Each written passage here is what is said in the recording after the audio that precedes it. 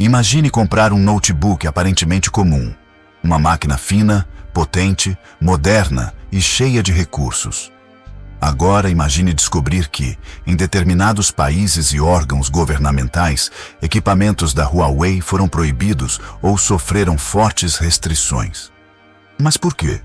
A resposta não está simplesmente no notebook em si. A história envolve tecnologia, segurança nacional, espionagem, guerra comercial e uma disputa gigantesca pelo controle da tecnologia mundial. A Huawei é uma das maiores empresas de tecnologia da China. Ela ficou conhecida mundialmente principalmente por seus equipamentos de telecomunicações, smartphones e, posteriormente, notebooks, tablets e outros dispositivos.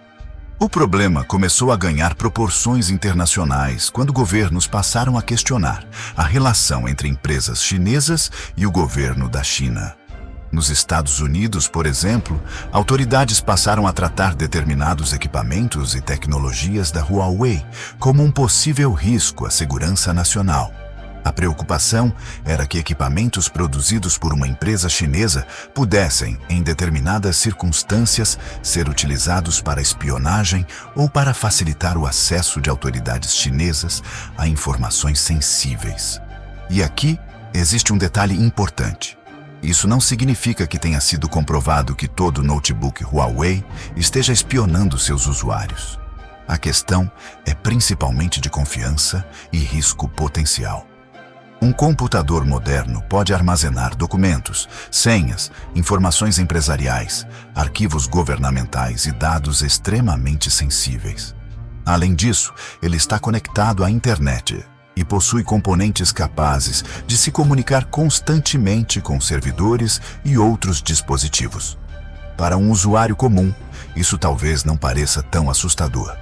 Mas imagine um computador utilizado dentro de um ministério, uma agência de inteligência, uma empresa de defesa ou uma instituição militar. Nesse cenário, até mesmo a possibilidade de uma vulnerabilidade pode ser considerada um problema enorme. E a preocupação aumentou porque a Huawei não era apenas uma fabricante de notebooks. A empresa também possuía uma presença gigantesca na infraestrutura de telecomunicações, especialmente em equipamentos utilizados por redes móveis. Foi aí que a disputa deixou de ser apenas sobre computadores. Ela passou a envolver a própria infraestrutura digital de vários países.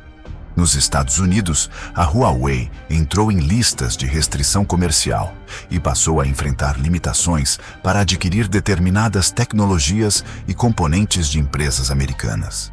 Outros países também adotaram restrições, principalmente relacionadas aos equipamentos de telecomunicações. Mas existe uma diferença importante. Nem todos os países simplesmente baniram os notebooks Huawei. Em muitos casos, as restrições foram direcionadas especificamente a órgãos governamentais, determinadas redes, contratos públicos ou equipamentos considerados de risco. Em outros lugares, produtos da Huawei continuaram disponíveis normalmente para consumidores. E isso torna a história ainda mais curiosa. Porque, enquanto um cidadão comum poderia comprar determinado produto Huawei, um funcionário de uma agência governamental poderia ser proibido de utilizá-lo dentro do ambiente de trabalho. Isso acontece porque governos costumam aplicar padrões de segurança muito mais rígidos aos equipamentos utilizados em ambientes estratégicos. Mas existe outro elemento nessa história: a guerra tecnológica entre Estados Unidos e China. Nos últimos anos, os dois países passaram a disputar posições estratégicas em áreas como inteligência artificial, semicondutores, redes 5G, computação avançada e fabricação de chips.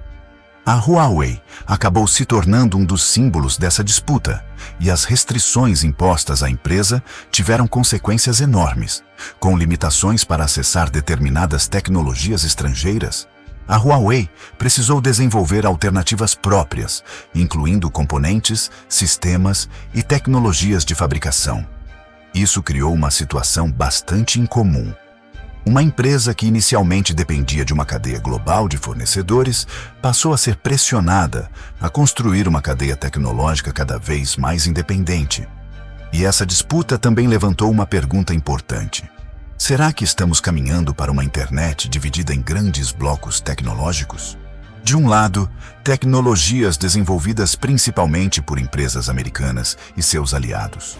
Do outro, tecnologias desenvolvidas pela China e por empresas que trabalham dentro de um ecossistema tecnológico cada vez mais independente. Se isso acontecer em escala ainda maior, comprar um computador no futuro poderá significar muito mais do que escolher processador, memória RAM ou armazenamento. Poderá significar escolher entre diferentes ecossistemas tecnológicos. Mas, afinal, um notebook Huawei é perigoso? Não existe uma resposta simples de sim ou não.